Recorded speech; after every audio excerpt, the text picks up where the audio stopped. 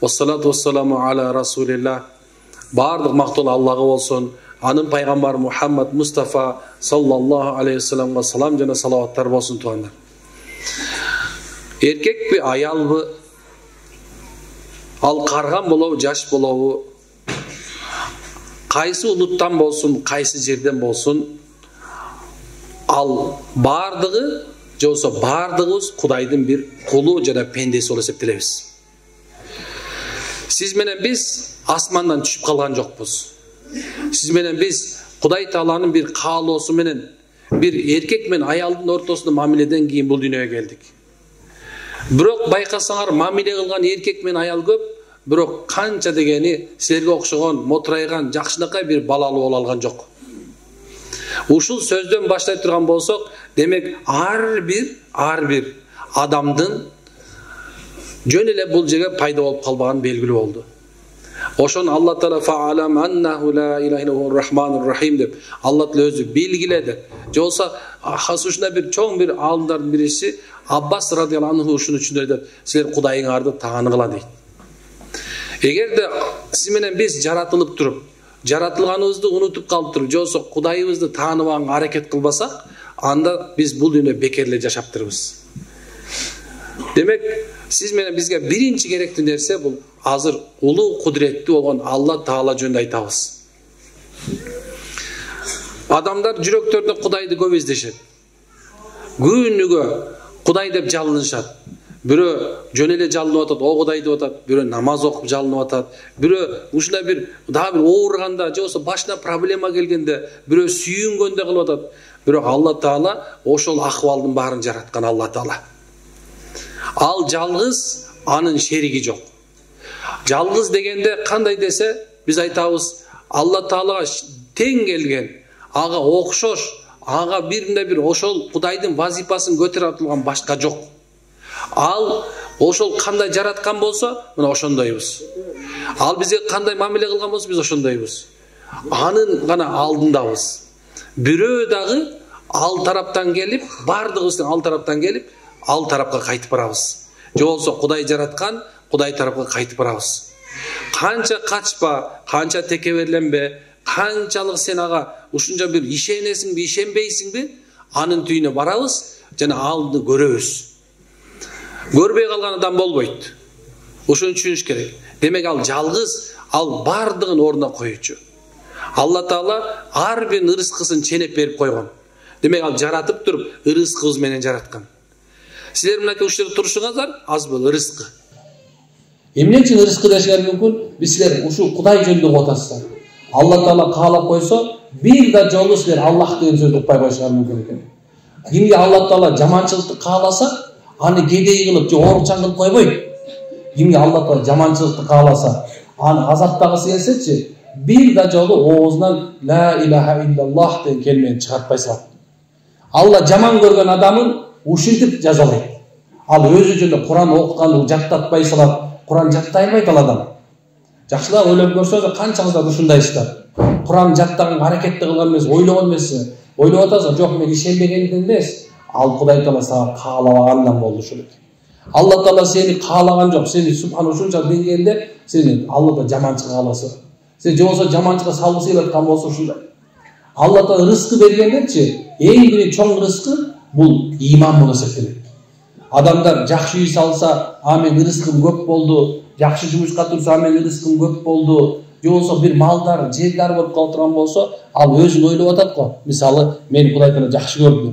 Же болсо мен рызкым кенен болуп атат деп ойлойм. Жок, андай эмес. Эң чоң рызкы. Ушул нерсе ага Кудай Таала иман жөнүндө ишендирип койду. Иман берип койду. Аны мисалы алса даватка чыгарып койду, аны үйүнө таалим өткөздүрүп койду, Куран жаттатып койду, аны медреседе окутуп койду, аны үйүнө субханалла адеп ахлак келди, балким аны үйүнүн жанында мечит курулуп калды, балким баласы медреседе окуп калды. Мына бул чоң рызкынын ичинде эң маанисі бийиктиги болгон бул адамга имандын бериши болот. Иман деген нерсени эмне түшүнүп кетабыз? Ал шериги жок, жалгыз деп Алла Таалага ишенүү экен туугандар. Көп адамдар ишенебиз деп айтышат. Ишенишет. Бирок субханалла амал кылбайт деп. Ошол себептен Алла Таала өзүнө ишенүүгө буйруган, ошол мезгилде өзүнө амал кылышка буйруган. Ошонун бирөө бул намаз. Качан Алла Таала сизге намазды берген болсо, демек кимге Алла Таала сажда кылганга мүмкүнчүлүк берген болсо, анда ал адам бул дүйнөдөгү эң туура жолду тандады.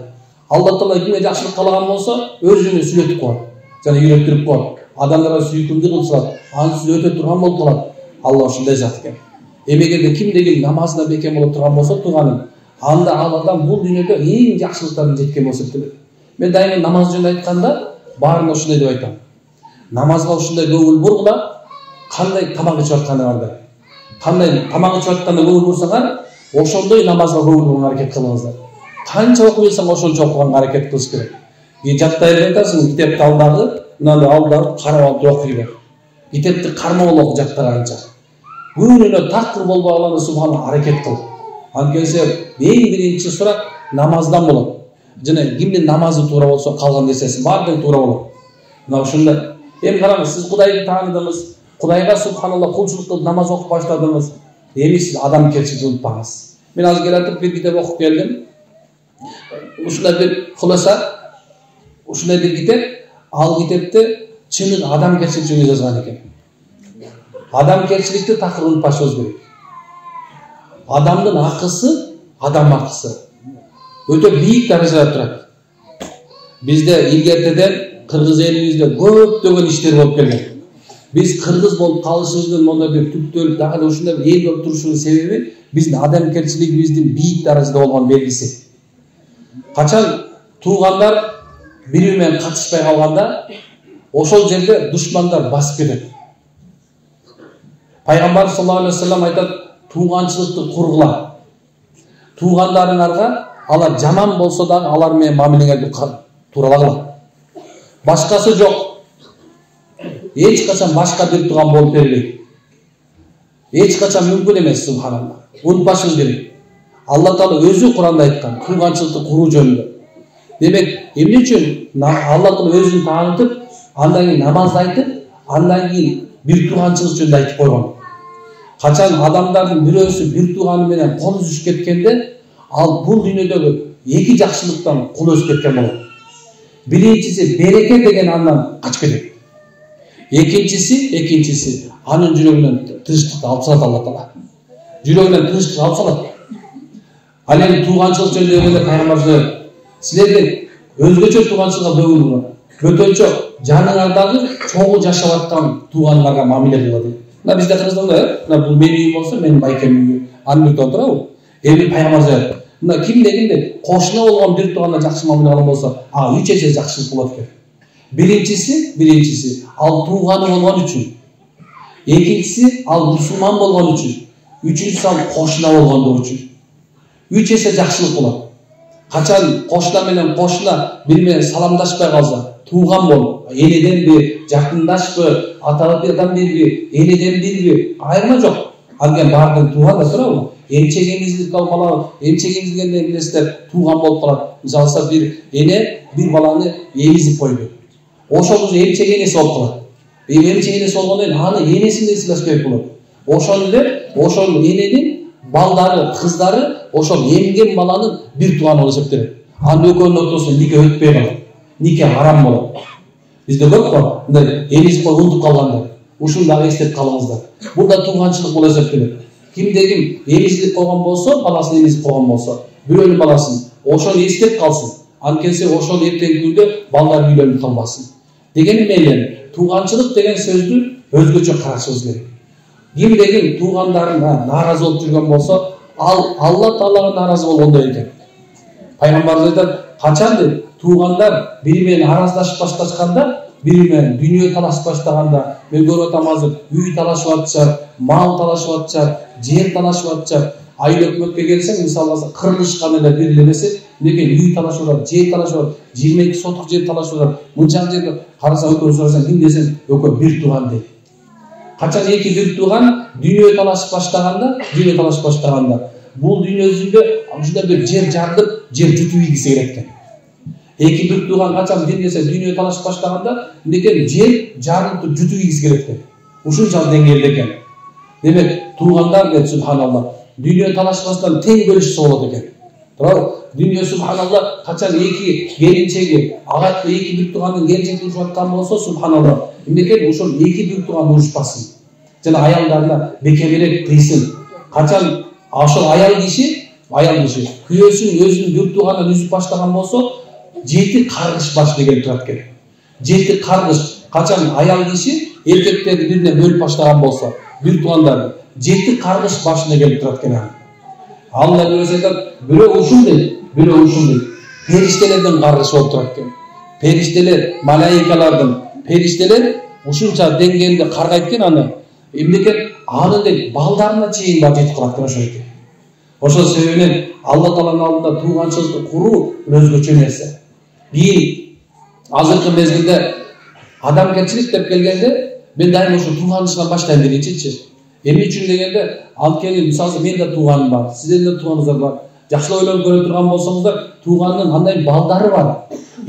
Ушундай нерсе экен, сен менен экөөңөрдүн урушуңар менен силерден калган 4 бала, мына 4 болсо 8 ушундай деңгээлде болот.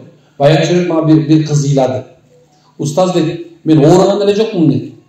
Бирок мен бир оорум бар dedi. Мен атам каза болуп калгандан кийин, менин атамдын бир тууганы, анын балдары dedi.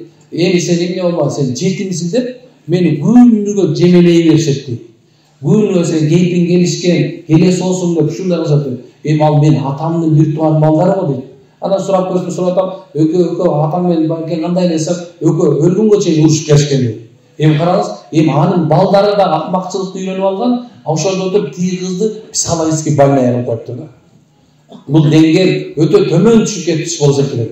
Бул адамгерчиликтин эң төмөн даражасы. Ошол эле мезгилде мынакей ушул жерде баарына бир туугансыңар, бир айында мына бул жерде билгенде ар бириңер бир эле уруусуңар. Бул да тууганчылык болуп эсептелет. Пайгамбарда да 40 кошуна бияка, 40 кошуна бияка дейт. Ошондо 80 түтүн болуп атпайбы, туурабы? 80 болсо бир айын силер бир туугансыңар бар. Bir tuğanlar hakkılar belgiledi. Oşo misalsa sizler arаңарда tuğanlar arasında mına жоолук salınıp kalsa, biri sakal koyup kalsa, sizler ошого сүйүнбөстөн, ошонун kızı mektepke жоолук salınıp kelgen bolsa, ушундай балдар мешитке барып чуркап болгон болсо, канча деген акмакчылык кылып, субханаллах, тескерисинче айланайын сонун болуп тур. Сонун сен намаз окуп калган турбайсыңбы? Ушу жолуңду салын айланайын. Үй бүлөгө ынтымак болсун. Өчө бири менен кырылышып жүрүшкөн. Bir kandaydı bir yol menen үй бүлө buzuluk edip kalganda bir sebep geliyor bolgo davatta çıkıp gelişkende jakşılıkla yaşap başlasa ana biri jolsa biri sakal koyup kalsa andan keyin аны үй бүлөсү менен жамандап мына силер ушундайсыңар жок туган bir adamдын сүйүүнү бул чын адам экенин белгиси. Bir adamдын кыйынчылыгына ушундай бир күйүп ошо менен кошо түтөп ошо менен кошо аркасынан ушундай кыжалат болуп жардам берген аракет кылып жүрүп мына адамгерчилик. Ал эми бир адамдын жакшылыгына ошого мындай бир көрө албастык кылып аркасынан жүрүп ошону жамандаган аракет кылып ошону субан баскан аракет кылып бул акмакчылыктын эң жеткен деңгээли болуп эсептелет. Азыр 22-кылым азыр. Туугандар унутпагыла, биз кыргыз боюнча эле калдык 22-кылым жашабыз. Адамзаттын баардык укугу корголгон заман. Бүткүл баардын адемеси укугу, ошол милдеттердин баардыгы тең бөлүнгөн. Az керек болсочу, иттин да укугу бар эмес азыр. Иттин да укугу бар, тебе турган болсоң соттолуп кетесиң. Мышыктын да укугу бар азыр. Бирок качан адамдар дин жагына келгенде, бир сен ишенбейсиң сен, бирөө ишенип намаз окуп баштап тийиште. Адамгерчиликтүү бол. Сен кое тур, тийишпе кал. Ушунча деңгээлде субханаллах, ушундай эң акыйкат шүрекке.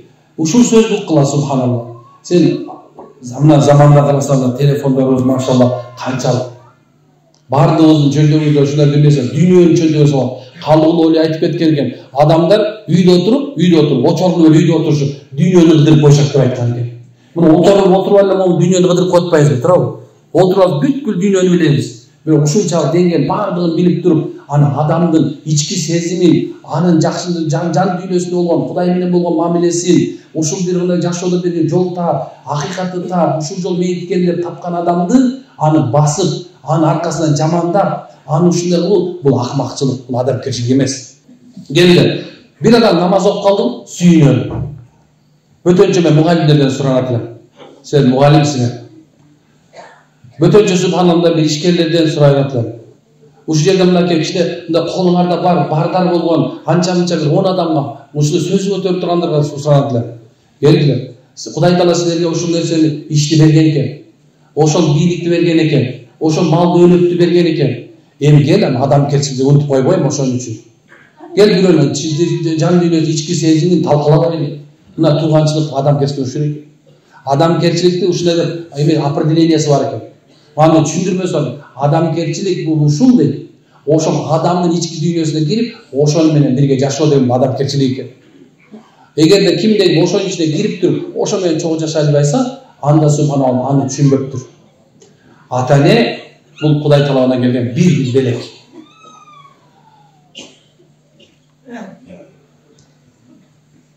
Кыргызстанда азыр 14-15 жылдан бери жана ушул рукуя менен келатам, дем салуу менен. Ушул нерсени таратып келатабыз. Бирок жакынкы 2-3 жылдан бери ыйлаган ата-энелер көбөйдү. Ыйлаган ата-энелер көбөйдү. Ушундай ыйлайт, күнүгө ыйлайт. Мисалы, балам бүгүн мени тээп жиберди дейт. Мына мен телефонго ачып окуп бермекмин таң көрүп. Эме жазып коюптур. Устаз балам дейт, мен сени абдан сыйлайм, күнүгө сабактарын көрүп турам. Бирок мени балам көчөгүнү табарсыздана бир теп дейт. Ушул жакта экен. Мен таякелеримден экен ушул жетебизди. Энени табарсызга тебе турган даражага жеткенде, анда асмандан аламат болушу мүмкүн.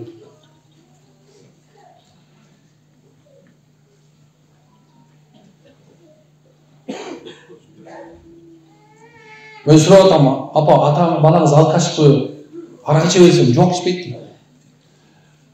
Анан эмне болду деп дагы эмне деп сурап атам. Бир эмеси келинчегине, ай бул чайды куюп койбойсуң деп айтып койсом, сен мен аялымды үчүн урушасың деп тебейт дейт. Эй, акмак эркектер, акмакчылык уже. Качан адамдар эне менен атанын макомун, ордун өзүнүн аялынан, өзүнүн балдарынан төмөн койгондо, аны ошондо Кудай буйрса, каарлар үй көбөйөт. Азыр ушул чоң жаман нерсе. Биз билбей атабыз азыр. Түшүнбөй атасыңар. Бардык мына ушул турган эркек ата, ушул жерде турган аял киши эне. Насибиңде күйөө аял насип болгон болсо. Кудай Таала ушундай зат бардык нерсени кайтарып берет кайра. Ошол себептен ата-энеге адамгерчиликтүү болуңуздар. Бул дүйнөдө эң чоң сыйлыкка татыктуу ким деп менен сурасаңар, мен өзүмдүн энем деп айтмакмын. Менин энем деп. Эгер дагы силерден сурасам, өзүңөр айтасыңар, менин энем деп айтасыңар. Анткени бардыгыбыз энебиз бирөө эле. Мен атам деп айтмакмын. Анткени ошол менен нерсе мейли бирөө. Силерден сурасам, силер ошо айтмаксыңар. Алла Таала намаз окугула жана ата-энеңерге баш ийгиле деп намазды айтып тургандан кийин ата-энени айтып койгон. Эмне үчүн мен дайыма ушул нерсени айтып кыламын? Анткени биз коомдук макулукпуз. Биз эл менен жашайбыз, үй бүлө менен жашайбыз, ушундай жашайбыз. Качан биз бул дүйнөдө ушулардын ар бирин ордун унутуп, ошолорго сый-урматты жоготкондо, аны ошондо айбан болобуз. Аллах алар капырлар жөнүндө айтып, алар айбандан дагы төмөн дейт. Эмнеси менен десе, биринчиден аларда адамгерчилик жок болгон себептен айбандык төмөнгө түшөт. Дарвиндин теориясы боюнча маймун иштеп атып адам болуп калган болчу. Бирок мен эгерде муну чынында кабыл алмайм. Бирок эгерде чын айтып келе турган болсомчу, эчтеке кылбай туруп, азыр жумуш кылбай калдык. Ит шақты деле машина жүрүп, кирди деле машина жүрүп. Керек болсо поляга баргандачы, сугарып койгонуң эле болбосочу, калган бүт бардыгын тең машина кылып калган заман. Эчтеке кылбаганда маймыл болуп калып окшойт деп ойлойм мен эле. Демек, Кудай Таалам ушундай зат. Мына ушу чогулуп турабыз баарыбыз. Ушундай эле чогулабыз биз. Бир күн Алла Таала бардыгы жок болобуз. إذا الشمس كورت وإذا النجوم انكدرت وإذا الجبال سعرت وإذا الجنة أزلفت dedi Allah. Kaçan dedi, görüyorsunuz dedi. Asmanlar aynekte güyülüp çöktü. Allah asmanlar dedi, aynekte güyülüp çöktü. Görüp turgan nucum, bardıq planeta sayarlarının bardығы tem, bardıq cıldızların bardығы güyülüp çöktü жерге. Gündün tıtılıp ketkenini görüyorsunuz. Asman toğlordun kadimgi tiş suğurganda suğurulup gevезде чачырап атканын көрөсүңөр. Мына ошол мезгил болот. Бирок ошого чейин эле баарыбыздын акыр заманыбыз, баарыбыздын кыяматыбыз бар. Ар бирибиз өлөбүз. Мына ошол нерсе акыр заман болот. Кыяматыбыз ар бирибиздики болот. Ар бирибиз өзүбүзчө барабыз. Мына ошол мезгилде Алла Таала эң биринчи сураганда эки периштени киргизип туруп, өзүнүн акысын, диндин акысын, пайгамбардын акысын сурап турат, адамдын акысын сурайт экен. Эмне үчүн тептиң эле? Эмне үчүн сөктүң эле? Эмне үчүн уурдадың эле? Эмне үчүн алдадың эле? Эмне үчүн аны бизаткан алдың эле? Эмне үчүн сен ушундай кылдың эле деп туруп, бир нерсени сурап берди. Алдыр айтат, ата-эне жөнүндө келген жерге келгенде дейт да, бардыгы тең тозокко бара турган болуп калат дейт. Ошо сөйүнүн урматтуу бир туугандар, баары биз кыргыз элибизде ата-энени сыйлоонун орду өтө чоң. Мына ким бүгүн ата-энесин наразы болгон болсо, анда тооба кылсын азыр.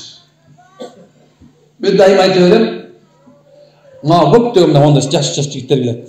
Мына жап-жаш. Устаз жол ачылбай атат. Устаз бир жолду ачып кетсе жакшы болот эле. Устаз bir bata verip koymuşçu. Anam bana soru verin. Atan var mı? Var. Apan var mı? Var. Annem ağa geldin diyeyim ya.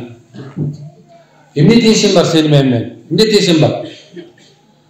Emne atenemi. Sen atenenen bata direk aldın mı? Desem çok değil. Bilesiniz bu dünya üç katar. Üç katar.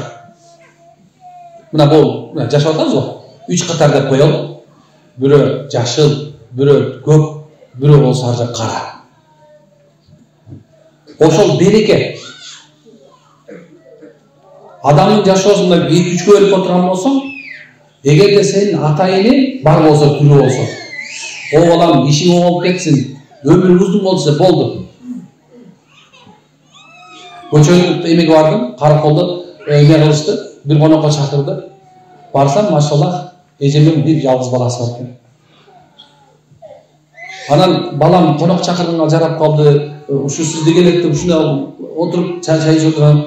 Aytıyorum siz kaçasınız? 60'dan kaçasınız? 60'dan. Anası aytıyorum anda siz bir nesi kılmaysınız diyor balamızla. Üylön albaytar. Az bari üylön albaytasın he? Bari üylön albaytar. Neydi için albaytar?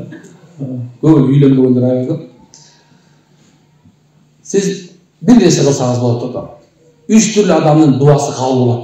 Tuğanına unutmayın. 3 türlü adamın bata tileği kabul болады. Birincisi bu musafir adamlık. Ben musafirlarda көбүнчө davatçılarda koşum. Hazırkı zamanda musafir, en çok musafir Allah yolunda жүргөн musafir деп коебуз. Ал себебин менен ишиге сурабайт. Бирок ошолордун дуасы кабыл болот. Эгер айылдар ошондой келсе, мына апалар эжекелер бөтөнчө. Мына жеңелери мен карындаштарым, силерге бир менен силерге бир жакшы бир эме. Эгерде балдарыңар жакшы болсун кааласаңар, мына неберелериңер жакшы болсун кааласаңар, аксагаларга келет аны. Просто мына матриархат болуп калат просто. Эмеси эмне кылыш керек? Мындай мен Ошто өзгөндө эмеде жүргөндө Мастуратмен 40 мүнөттө жүргөндө бир сонун нерсени көрдүм. Ушундай эле, мына мындай эле чөйөкчеме бар. Мындай эмени салып туруп, анан бияны басып туруп эле балдарын жөнөтө берет экен. Аны алып келет дагы бир дамла анем апам дейт, дуа кылып койду айтты дейт өзбектер да. Дуа кылып койсун. О мен өзүм тиги менен бул отура берганчы. Биз биринчи билбей эле муну тамактап келсе, заканса жеп калыптырбыз, сүннөт депчи. Ана көрсө алардан башка нерсе өтөп экен да. Кичине жеп туруп, анан кийин муну мынтип коюп койсоң, устаз дагыла уруксат болсо мен муну жеп коем деп бересиң. Аны акырын билгизбей эле бүктөп туруп кайра үйүнө чуркан моюнча кетип калат. Анан таң калып муну алып сурап атпайм, имамдан эмне кылып атат десем, силер мусафирсыңар, Алла жолуна жүргөн адамсыңар. Ошо сен мусафирдин түйүнөн алган тамак шипа. Ошо шипа деген үчүн анан булар силердин батаңардан азыр үйүнө барып мобарекеде бүт үй бүлөсү менен чогуу баары жейт дейт. Мен ушул нерсеге аябай курсант болуп кийинчерээк түшүндүм бул нерсени. Качан шариат тереңирээк окуп баштаганымда да түшүндүм. Эми сиздерден айта турган нерсе келип калдыбы? Кичинекей тамагын даярла. Эки ысык жаса дагы, машаллах, байкелерге же балдарга бар бата алып кел.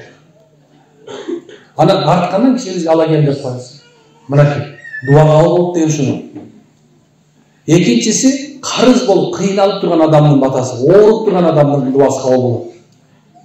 Ошол билесиңер турасыз, биз баягы муктаж болуп турган адамдын ажатын ачуу канчалык деңгээлде чоң соо. Ошол ооруп турган адамдын кажатын чечип коюу, муктаждыгын чечип коюу, пайгамбар айткандай, бир адам муктаждыгын тилиң мененби, финансовабы, кайсы жол менен чечип берип койсоң, анда субханалла, сен Аллах өзү пайгамбар Аллах ага муктаждыгын чечиштүү.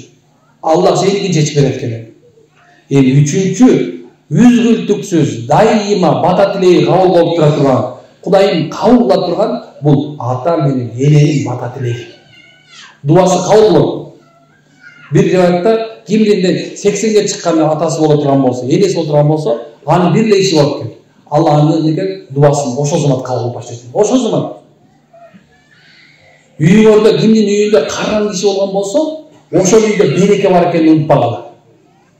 Кимдин үйүндө карган ата-энеси бар болсо, дагы айтам.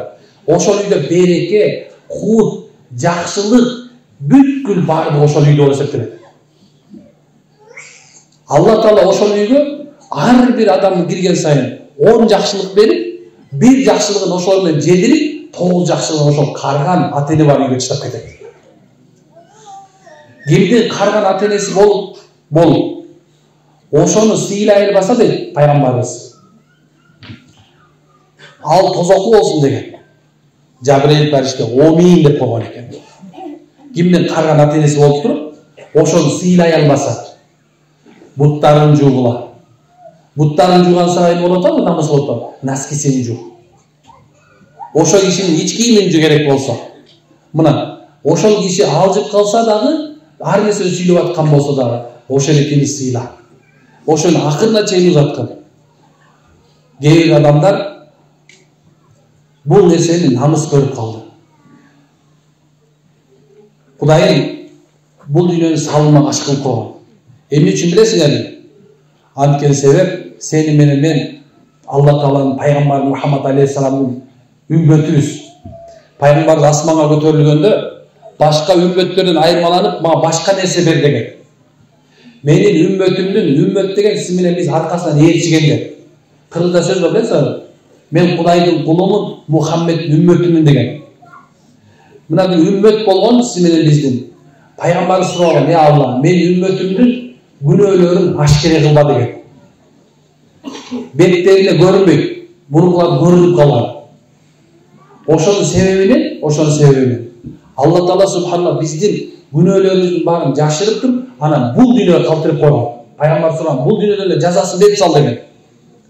Бирөөнү бычак менен сайдыңбы, өзүң бычактан өлөсүң. Бирөөнү ушактадыңбы, өзүң шерменде болбойт. Бирөөнүн жаман жагын айттыңбы, ошол нерсени кылмайын өлбөйсүң.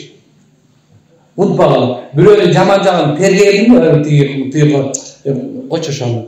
Ошол кылган акмакчылык Кудай бизге кылдырбасын дедиңби, сен ошону кыласың сөзсүз.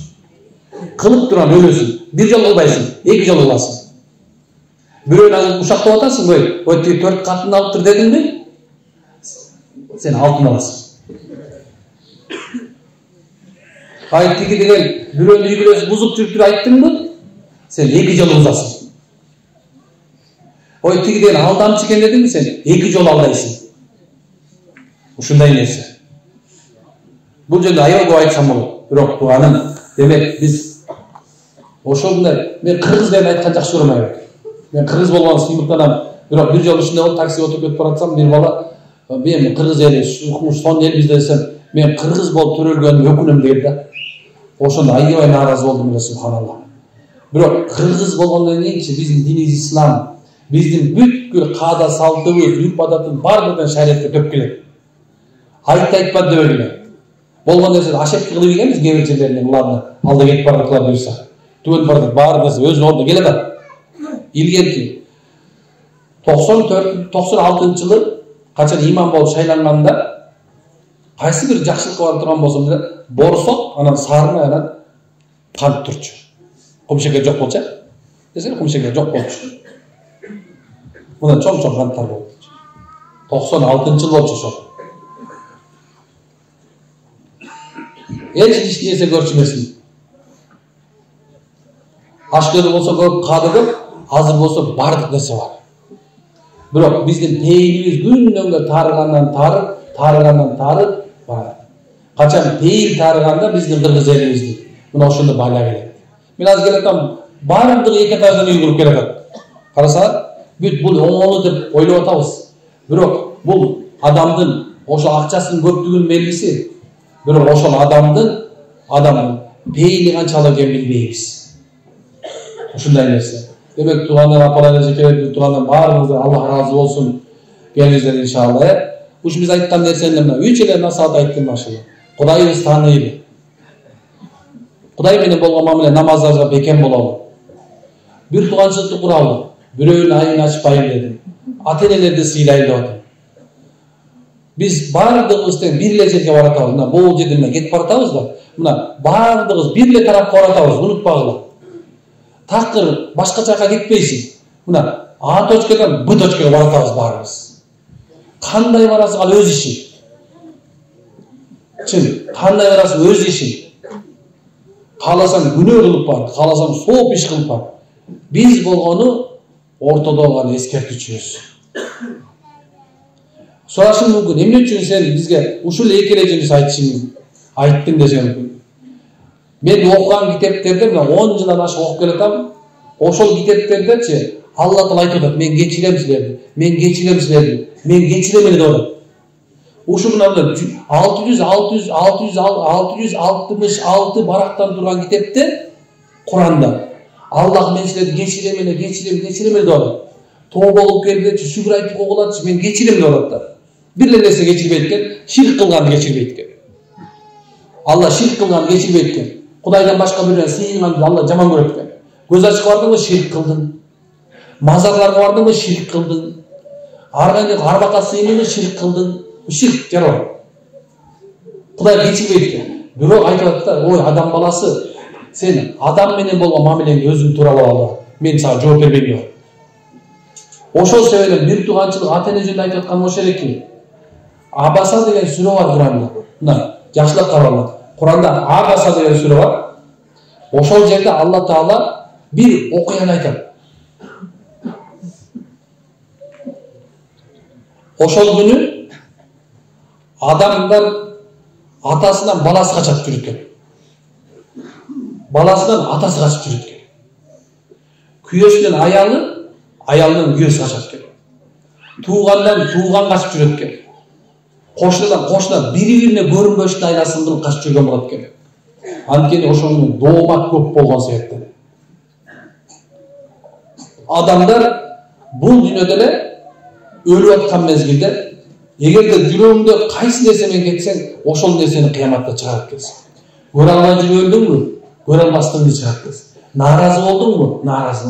Канча деген эркектер бар, аялдары нааразы, сабайт аялдар, былчылдатат.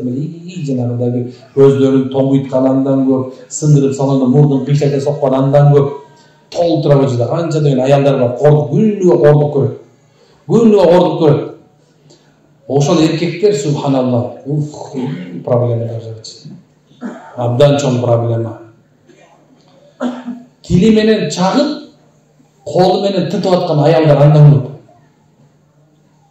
сонун болгон эркекти высший красавчик болгон эркекти субханалла лох кылып салган аялдар андан көп. Мындай азырча сүйлөбөйт чыкпаган. Ошол аялдарга да өз проблема болот. Анткени ошол күнү бардыгы тең өз акысын сурайт.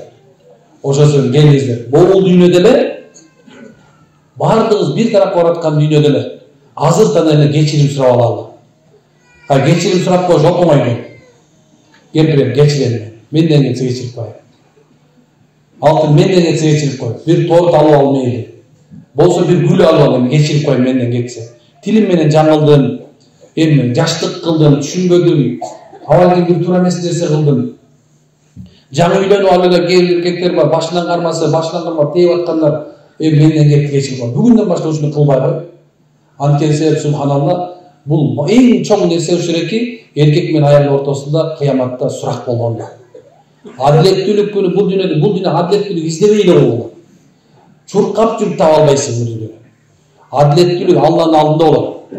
Ошо себептен субханалла эмнени сүйлөп атасың, эмнени кылып атасың, эмнени жеп атасың, кандай жүрөсүң ошонун баардыгын тең азыртан эле таразага салып, бул дүйнөдө эле оңдоп алып, анан өлүп атканыбызда дагы мындай чыныгы, акыйкат, мындай мусулмандардай болуп, чыныгы кыргыздардай болуп субханалла, бул өткөн Алладан насип кылгандай болсун. Кудай баардыгыбызга кечиргендей болсун. Биздерге кечиресиздер. Алла береке бергендей болсун.